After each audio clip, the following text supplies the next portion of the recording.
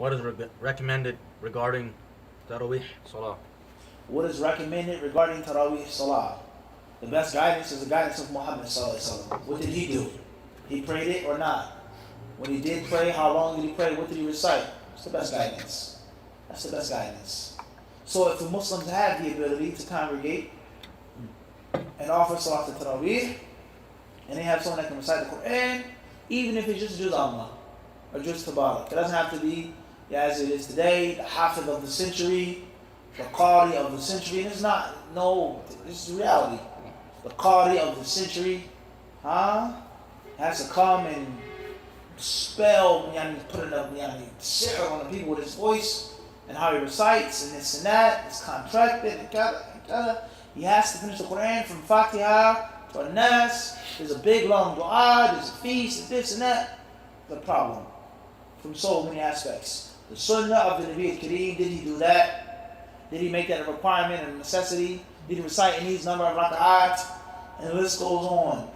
So if someone has the ability to memorize and study and read the whole Quran, alhamdulillah. خَيْرُكُمْ مَنْ تَعَلَّمَ الْقُرْآنَ وَعَلَمَهُ. Best of you are those who learn and teach the Quran.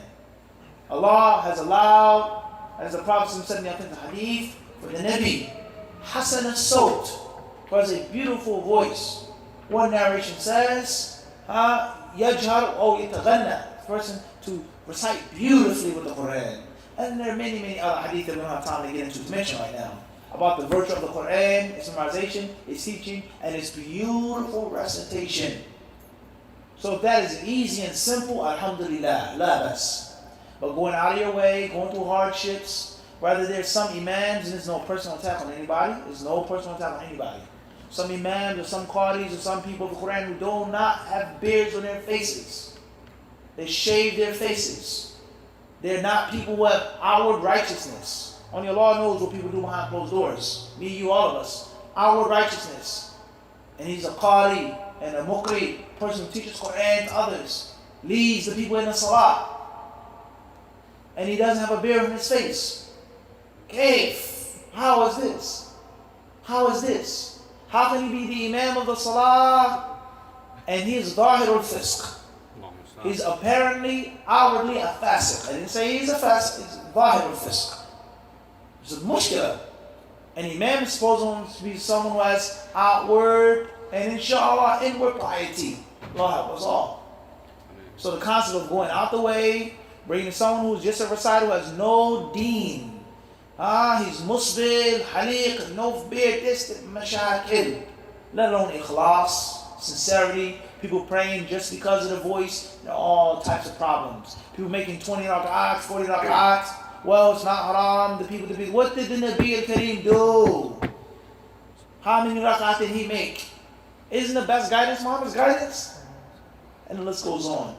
So the people should make the Taraweeh with that which is simple. If they have an imam or a qari who has a good voice, who has good tajweed, good recitation, he's upon the sunnah, alhamdulillah. Let him recite the Quran and let him fly. Let him benefit the people's hearts and their souls and their minds, alhamdulillah. Let the people have ikhlas.